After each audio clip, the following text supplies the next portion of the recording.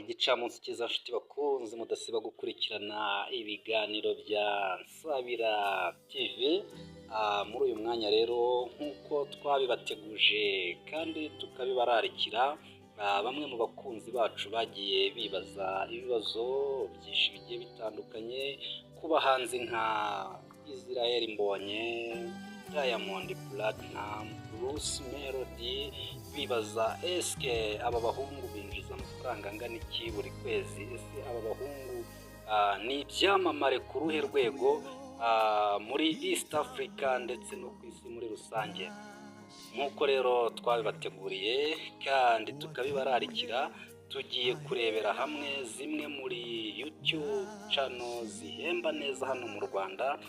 Uyu munsi rero twabahitiyemo kubereka channel nziza cyane rwose y'umuhanzi wakoze mu buryo budasanzwe bukoresheje imbaraga nyinshi z'umurengera. Aha ni nko mu gutegura ibitaramo bigiye bitandukanye mu karere ka Afurika ndetse no ku mugabane w'i Burayi. Muramubona hano rero nk'uko bigaragara imbere kuri dashboard zanyu cyangwa se kuri screen.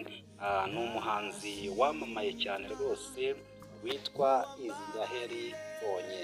Israel Mbonyi rero ni umwe mu bahanzi baherutse gukorera igitaramo mu gihugu cy'abaturanyi hano muri Kenya, aho byitabiriwe n'imbaga nyamwinshi, abantu benshi cyane bari bakubise stade, mu by'ukuri yari yuzuye cyane.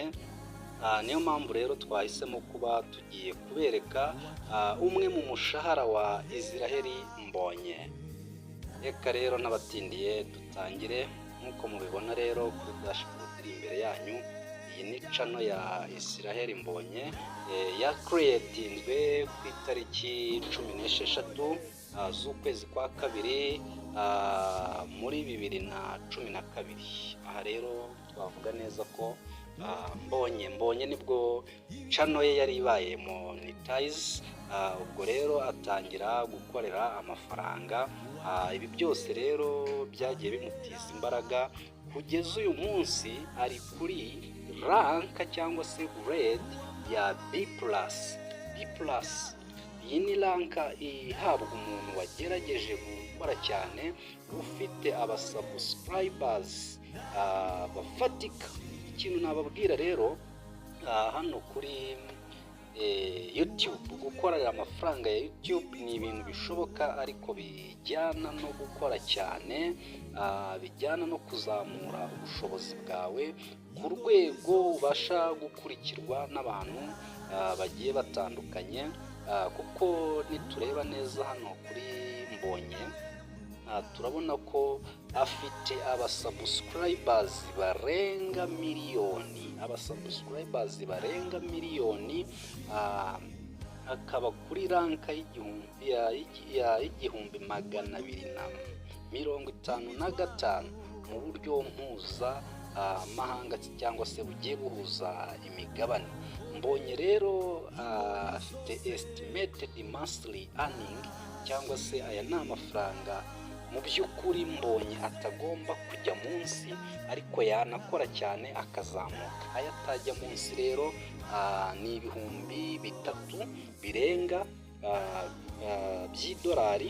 Aya atajya hejuru ni ibihumbi 58. Bivuze ko Mbonyi birashoboka ko ashobora kwinjiza hagati y'amadolari ibihumbi 3, ariko atanarenze ibihumbi 58. Ubwo ni hagati ya miliyoni zitari munsi y'eshatu n'igice z'amanyarwanda, ariko zitanarenga miliyoni 58.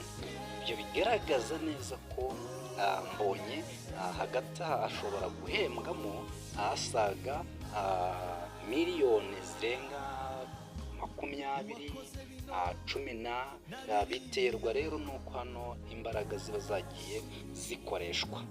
Mu by'ukuri rero ikintu twabwira abantu mwese mufite gahunda yo gukora channel, ni uburyo bwiza buhereza abantu entertainment, ariko bukanabinjiriza amafaranga. Kandi mu by'ukuri imbaraga washoye hano ku rubuga rwa YouTube nizo mbaraga nawe uhemberwa. Bivuze ko rero iyo ukoze cyane uhembwa cyane, wakora gake ugahembwa gake. Mbibutsa rero abatarakoze subscribe, mwakora subscribe kugira ngo tujye tubana no mu biganiro bahazaza cyangwa se mu biganiro tugenda tubanyuzaho ku buryo amakuru ugomba kujya akugereraho ku gihe. Kora subscribe kandi ukazogera kugira ngo tujye tubana no mu zindi video.